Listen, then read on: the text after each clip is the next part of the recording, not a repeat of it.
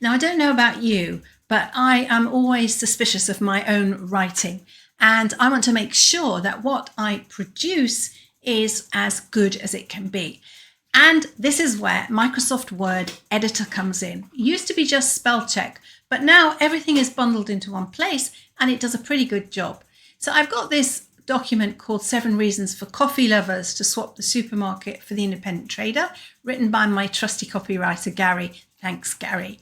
And I've given it some headings and I've made some mistakes. So Gary doesn't make mistakes, but I've gone in and made some mistakes. So I'm going to click the editor button and you'll see that my editor score is currently 76%. I've chosen to look at formal writing. I could change it to professional, in which case it goes up, or casual, in which case it goes up a bit more, but I'm going to stick with formal. Now it's decided it's 76% again. Now let's find out why.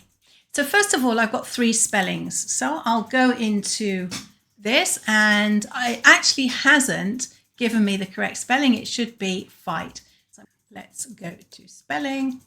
A ton, it wants a ton. I'll come back and correct the fight. This one is also spelling. Store, I spelled store wrong. And now all my spelling is correct. Now I've got some 26 grammar corrections. So this is all about spacing, where we sometimes forget a full stop or we double space where we don't need to. And you'll see that I've got lots of different mistakes in this document, and I'm just going to accept them all because it's all punctuation, which I may have forgotten each time. So I'm happy for that. There we go.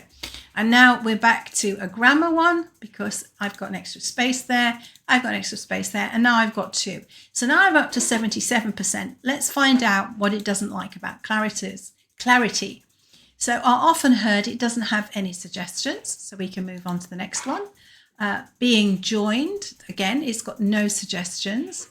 It has no suggestions for these clarity issues, but it's drawing my attention to them to see if I would like to change them. So I'm going to stop checking for those. Conciseness, this is where you're going to have things like contractions. So ultimately you, right? It could just be you. Fairly traded. Well, actually fairly traded is correct. So I'm going to ignore that one. Most likely the day before. Well, I'm going to ignore that one as well.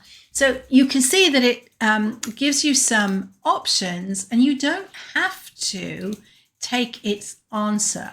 That must is a better one there, probably. We could ignore that, we could keep it. They seem to leave, they leave the consumer, make it a bit stronger. And maybe making coffee, let's ignore that one. Let's ignore all the rest. I'm not even looking. Then we've got formality. Remember, I asked it for formal writing. So formality will be it is instead of it's, it is, and so on. It has, when do, or when do they mark up? No, actually that's wrong. So we'll leave that.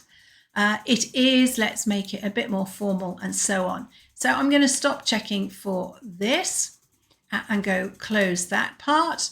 And I've still got 2. Inclusiveness, that's language. Punctuation, again, it's found some more options. Resume, that's if you're writing a resume.